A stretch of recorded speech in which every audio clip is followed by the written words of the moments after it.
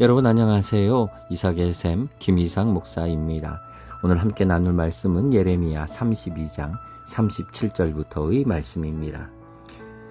보라, 내가 노여움과 분함과 큰 분노로 그들을 쫓아 보내었던 모든 지방에서 그들을 모아들여 이곳으로 돌아오게 하여 안전히 살게 할 것이라.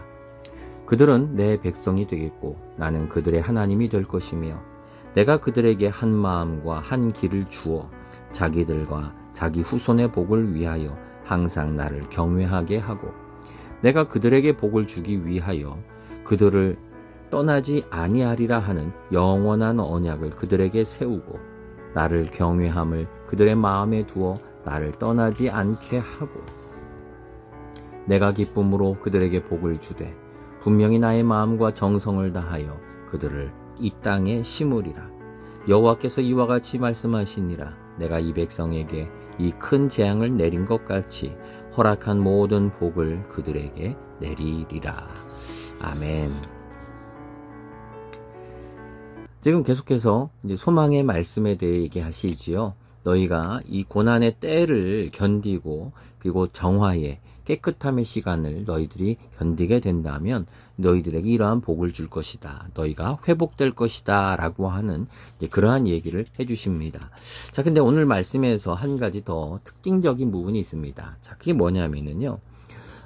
여러분, 여름에 혹시 어떤 여행 계획 같은 거 세우셨습니까?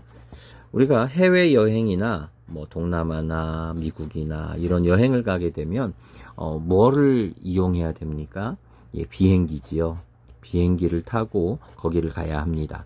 짧게는 1시간, 뭐 길게는 열 몇 시간씩 그렇게 긴 여정을 가야 되지요. 자, 근데 이 여정, 긴 이 시간을 비행기를 타고 하늘을 날아가는데 여러분은 이 과정에서 어떤 수고를 하십니까? 여러분, 새 같은 경우에 한번 생각해 보시죠. 새는 하늘을 날기 위해서 뭐 해야 됩니까?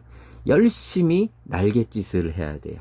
날갯짓을 열심히 해야 떨어지지 않고 바람을 탈 수 있겠지요. 자, 여러분은 비행기 안에서 뭐를 해야 될까요? 잘 날기 위해서 여러분 우리가 열심히 날갯짓을 할 필요가 있나요? 없지요. 여러분, 우리가 이 비행기를 타고 하늘을 잘 날기 위해서 눈 부릅뜨고 지나가는 혹시 다른 비행기와 부딪히지 않게 저희가 막 경계하고 눈 뜨고 있어야 되나요? 그렇지 않지요. 승객으로 가는 사람들은 이 비행기 안에서 잠도 자고 영화도 보고 이야기도 나누고 밥도 먹고 그러면서 시간을 보내요. 여담이지만 옛날에 처음 비행기 탔을 때 비행기에서 주는 그 컵라면이 맛있어가지고 여러 개 시켜 먹었던 그 기억도 납니다. 그렇게 여러 개를 먹고 즐기면서 우리는 비행기를 탈 수 있어요. 자, 여기서 수고하는 건 누굽니까? 예, 비행기예요. 비행기가 수고하는 거고 비행기가 애쓰고 있는 거지요. 우리가 예수님을 믿는다라고 하는 믿음도 동일합니다. 우리가 인생에서 우리가 복을 누리고 구원받은 자로서의 삶을 산다 할 때에 여러분 우리가 무슨 수고를 할까요? 우리가 이런 거에 걸맞는, 사실 1등을 해야 상장을 받지요. 우리가 이 구원과 복을 받는데 합당한 사람으로서 착하게 살려고 우리가 점수를, 착함이 100점이 돼야 우리가 구원을 받을까요? 선한 행위가 우리가 100점이 돼야지 구원을 받는 걸까요? 아니지요. 관계가 없어요. 오직 하나님의 은혜지요. 여러분 착하십니까? 여러분 선행 많이 하십니까? 우리 그렇지 않지요. 사실 그러지 못해요. 어떨 땐 세상 사람이 더 우리보다 선하고 더 좋은 일 많이 하는 거를 우리는 보게 되지요.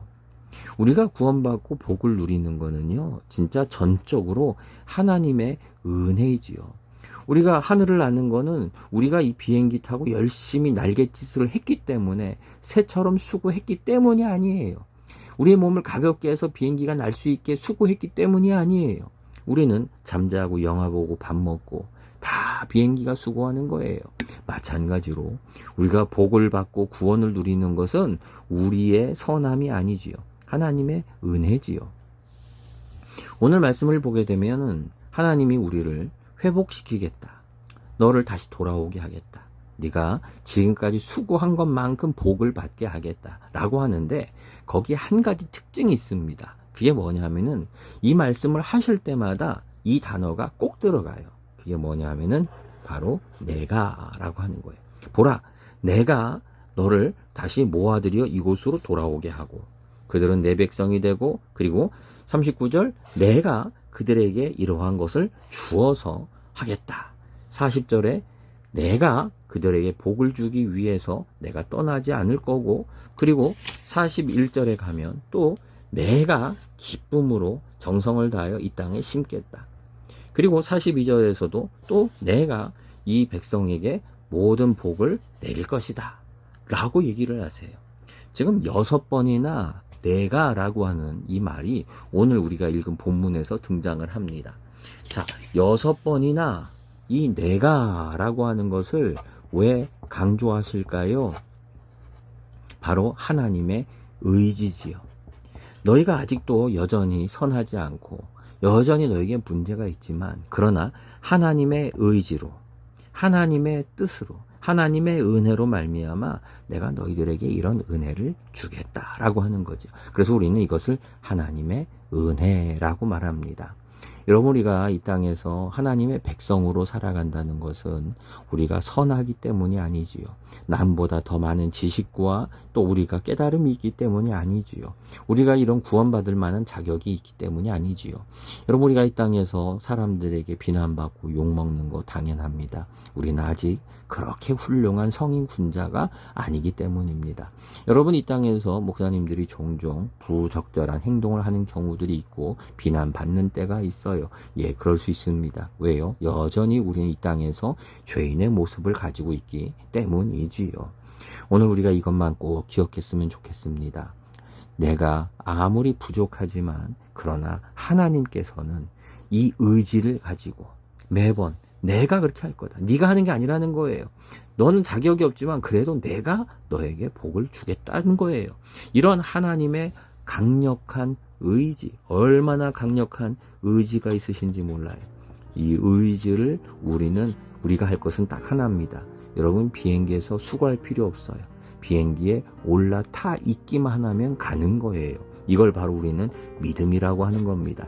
하나님이 하실 걸 믿습니다. 내가 이러한 은혜 가운데 정말 이 베풀어 주신 은혜 속에 있다는 것을 믿습니다 라고 하면서 그 비행기 위에만 우리가 믿음 위에만 타고 있다면은 여러분 우리가 바로 승리하게 될 것을 우리는 믿습니다. 오늘 어떻게 우리가 승리할까요?